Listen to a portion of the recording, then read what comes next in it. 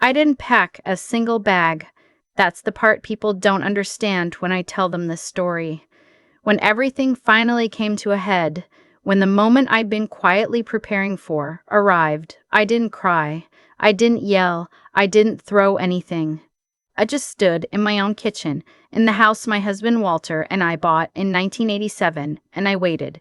37 years of memories in those walls, and I had to wait to reclaim them.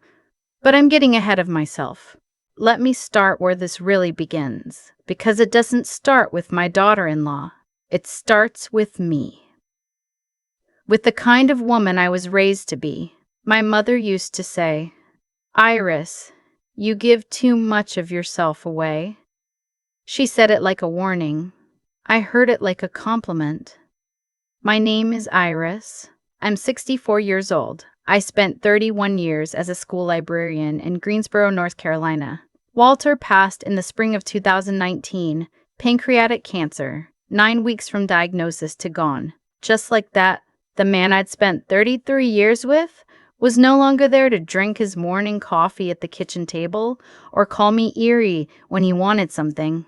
I was left with a paid-off house, a pension, his life insurance, and a silence so loud it took me 2 years to get used to sleeping without the television on. My son Caleb was 31 when his father died. He'd moved to Charlotte for work, project management at a logistics company. He called every Sunday. He visited for Thanksgiving and Christmas. He was a good son. I believe that. I still believe it, even now, even after everything. I just think love can make you blind to what's happening right in front of you. He met Renata at a work conference in Atlanta. She was sharp, organized, had her own opinions about everything from mortgage rates to how pasta should be cooked. The first time I met her, she corrected me when I said I'd been reading about inflation. "It's not just inflation," she said. "It's systemic monetary policy failure." I was 62 years old and had lived through 3 recessions, but okay. She wasn't unkind about it. She was just certain about everything. They got married in October 2021. Small ceremony. COVID was still making things complicated. I helped pay for the reception, $4,200, because Caleb said they were stretched thin getting the apartment in Charlotte set up. I didn't mind. That's what mothers do. What I didn't see coming was the apartment falling through. March of 2022, Caleb called on a Tuesday, which was unusual. He only called on Sundays. He said their lease hadn't been renewed. The building was going condo. They had 60 days. Renata had just left her job to start a consulting business, which meant no steady income on her end. Caleb's salary was good, but not Charlotte rent, plus savings, plus a wedding debt. Good. "Mom," he said, "would it be okay if we stayed with you for a little while? Just until Renata's business gets going and we can save up for a down payment." I said yes before he finished the sentence. The house has 4 bedrooms. Walter and I had raised Caleb and his sister Adele in that house.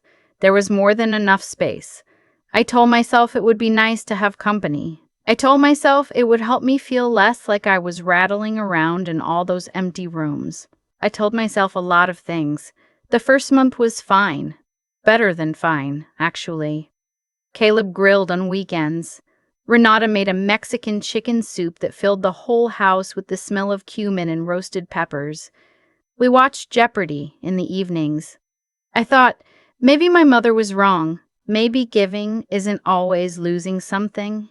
By month 3, small things started shifting. Not dramatically. That's the thing nobody warns you about. It's not dramatic at first. It's quiet. It's a degree or 2 off, like a compass that's slowly pulling in a different direction. Renata rearranged the kitchen.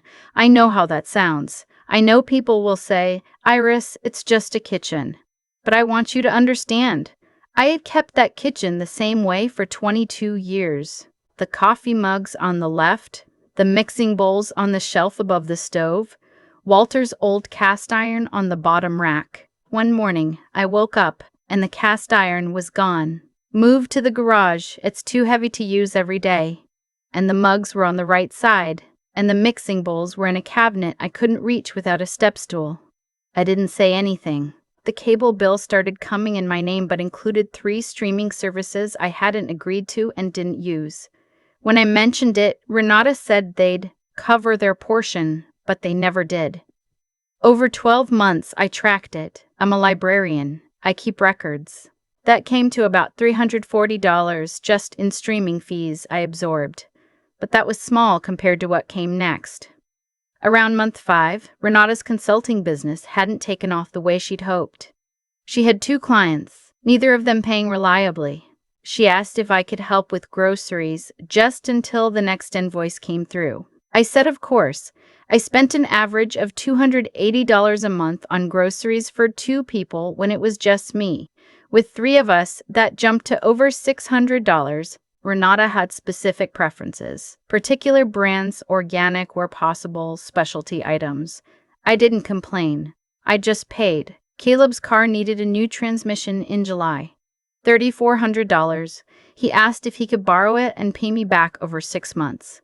I wrote the check. That fall, Renata told me she wanted to expand her home office. She'd been using the guest room, which was fine, but she wanted to take over the sunroom, the room Walter had built the addition for in 2004, the room with the bay window he'd spent 3 weekends installing himself, the room where I read, where I kept my plants, where I had a chair that was mine.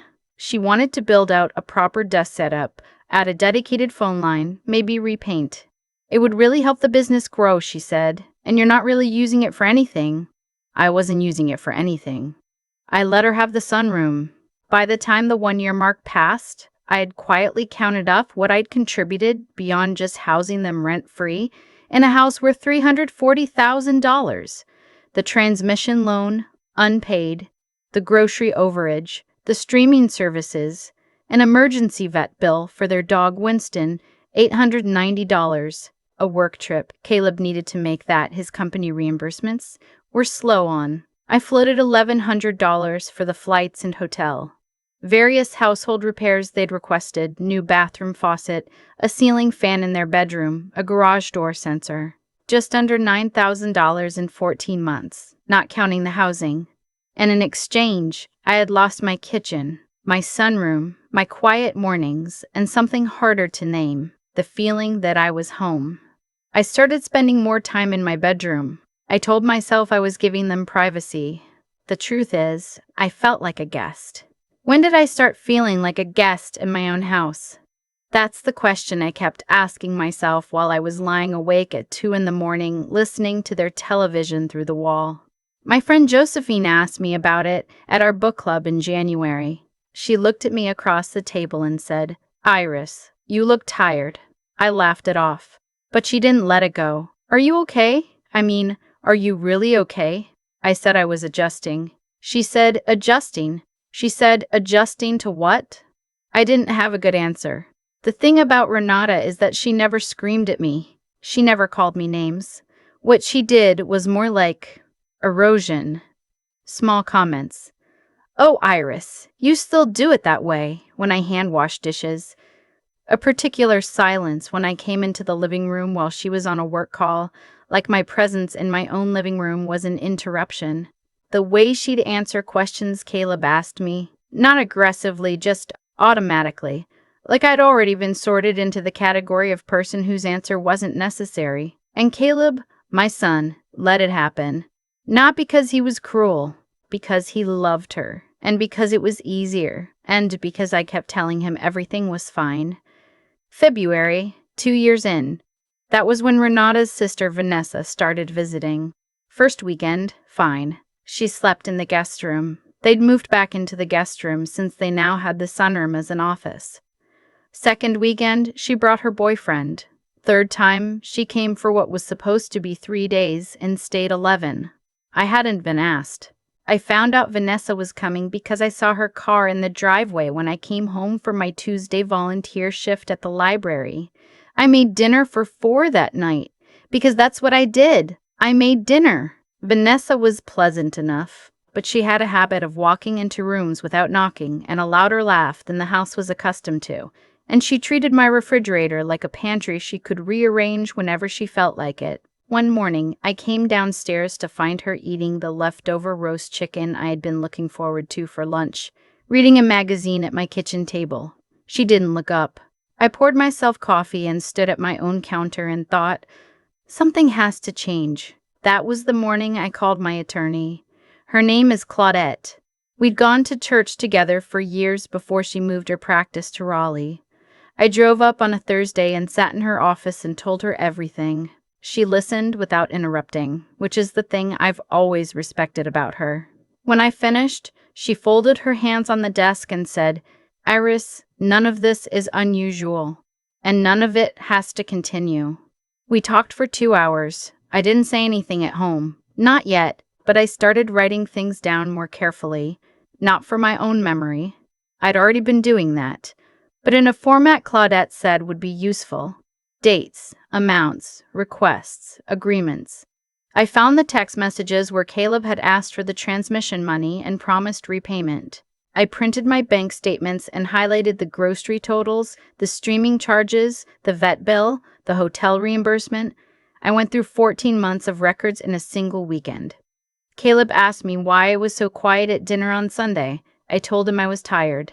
In April, I had the conversation with Caleb. Just Caleb, without Renata. I asked him to come sit with me in the kitchen on a Saturday morning while she was at a yoga class, and I told him the truth. Not with anger. I'd had enough time to get past the anger. But plainly. I showed him the numbers. I told him that I loved him, and I loved that he was under my roof, but that I needed things to change. I needed them to contribute financially. I needed my sunroom back. I needed to be asked, not informed, about who came to stay in my home. He was quiet for a long time. Then he said, "Mom, I didn't realize it had gotten like this." I believed him. That was the heartbreaking part. I actually believed him. He said he'd talk to Renata. He did. I don't know exactly what was said, but I was in my room and I could hear the shape of the conversation through the wall. Not the words, just the tone. Renata's voice low and controlled. Caleb's rising slightly, then evening out. Silence. Then her voice again. At dinner that night, Renata was perfectly pleasant. She complimented my pot roast. She talked about a potential new client.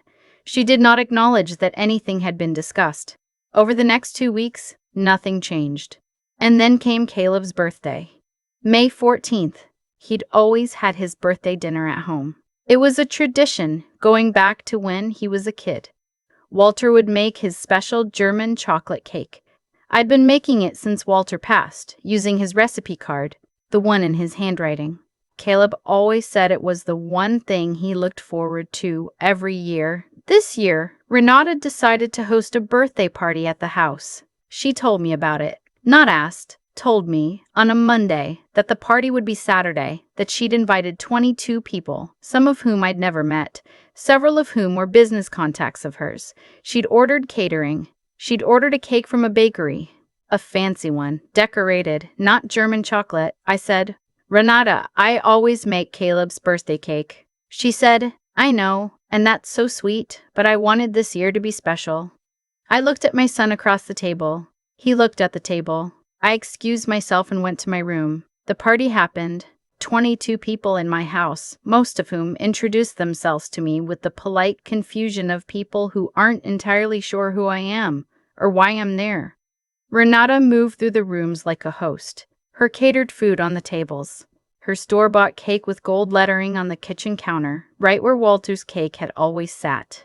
At one point, I was standing near the fireplace holding a glass of water, and I heard one of Renata's colleagues ask her, "Is this your mother's place?" And Renata said, "It's the family home." Not my house, the family home. As if the ownership were distributed equally among all of us, as if I were simply one resident among many in a place that happened to belong to all of us equally. The family home. I set my water glass down on the mantel, right next to Walter's old framed photograph, and I walked to my room and I sat on the edge of my bed and I thought very clearly, I am done waiting. I called Claudette that Sunday. By the following Thursday, I had a formal letter drafted. A notice of change in living arrangement, legal and proper, giving 60 days, which was more than North Carolina required. Claudette had also sent a separate document outlining the outstanding financial agreements, the transmission loan, the itemized reimbursements. Not as an ultimatum, as a record. I sat down with Caleb on a Friday evening, just the two of us, while Renata was at a networking dinner. I put the envelope on the table between us. He looked at it, then at me. "Mom, please read it before you say anything," I said. He read it. The whole thing. I watched his face move through every feeling, confusion, then a flash of anger, then something that looked like shame, then just sadness. When he looked up, I said, "I love you. I have always loved you. And I am not punishing you, but this is my home. It was mine and your father's, and now it is mine, and I need to live in it like it is mine." He started to say something about Renata's business, about the timing, about how they'd been trying to save Caleb. I said quietly, "I gave you 60 days. That's 2 months. I will help you however I reasonably can. But 60 days. He left the room. I heard them arguing that night. Really arguing, not the low-controlled conversation from before. This was something different. At one point, I heard Renata say my name in a tone I won't repeat. At another point, I heard Caleb say, "She has every right." In the morning, Renata did not come down for breakfast. Caleb came and poured himself coffee and stood at the counter, on the left side where the mugs used to be, before she moved them, and he said, "We'll be out in 60 days. It took them 53. I spent those 53 days being very careful. I was not cold to them. I was not cruel. I did not gloat. I made dinner most nights. I said good morning, but I had called a handyman about the sunroom. I had spoken to my daughter Adele, who lived in Asheville, and who, when I finally told her the full story, went very quiet and then said, "Mom, I have been worried about you for over a year." I had started putting my cast iron back where it belonged. Small things. Mine. The day they moved out, Caleb hugged me in the driveway for a long time without saying anything. Then he said, "I'm sorry, Mom. I really am." I patted his back the way I had when he was small. "I know," I said. "I love you." Renata got in the passenger seat of the moving truck without looking at me. I stood in my driveway and watched them drive away, and then I went inside, and I stood in the kitchen and the house was mine again. Quiet, just the refrigerator hum and the sound of a cardinal outside the window. We'd always had cardinals in the yard. Walter used to say they were good luck. I moved my mugs back to the left side. I brought the cast iron in from the garage. I called Josephine and told her to come over for coffee. Then I went to the sunroom. My sunroom, with the bay window Walter had spent 3 weekends installing. And I sat in my chair in the afternoon light, and I let myself cry. Not from sadness exactly, from relief, from the feeling of a thing being returned to you that you had started to believe was just gone. There is something nobody tells you about letting people take from you quietly, a little at a time. They tell you about the big moments, the yelling, the blowout, the dramatic line in the sand. Nobody talks about the slow drip, the kitchen reorganized, the sunroom repurposed, the birthday cake replaced, the word guest starting to feel accurate in a place it should never apply. Nobody warns you that it can happen that gradually, that you can find yourself a stranger in your own home without a single loud moment to point to. If I had spoken up sooner, things would have been different. I know that. Caleb knows that now. And in his better moments, I think he understands that what he let happen was not kindness to his mother. It was avoidance, dressed up as keeping the peace. He calls every Sunday again. We're finding our way back to each other. It's slower than I'd like, but it's real. Renata's consulting business did eventually take off, as it turns out. They found a rental in Charlotte, a nice one. I hear about it through Caleb. I wish them well. I mean that without any bitterness. I hope she builds exactly the life she envisioned. I just needed her to build it somewhere that wasn't mine. My friend Josephine sat in the sunroom with me on a Saturday, not long after, both of us with our coffee cups, watching the cardinals in the yard, and she said, "You look different." I said, "Different how?" She said, "Like yourself." That was the only word for it. Like myself. In my own home. In the chair by the window my husband built for me. In the house where I raised my children. In the kitchen with my mugs on the left side where they belong. Walter used to say I gave too much of myself away, same as my mother. But he said it differently. He'd shake his head with a small smile, and he'd say, "Erie, one day you're gonna want it back." He was right. I did want it back, and I got it. I've thought a lot about the word allow since all of this happened. People hear a story like mine, and the first question they ask, the one that got 36 likes in a comment section somewhere, the one I've seen 100 versions of, is why. Why do we allow it? Why do we let it go so far?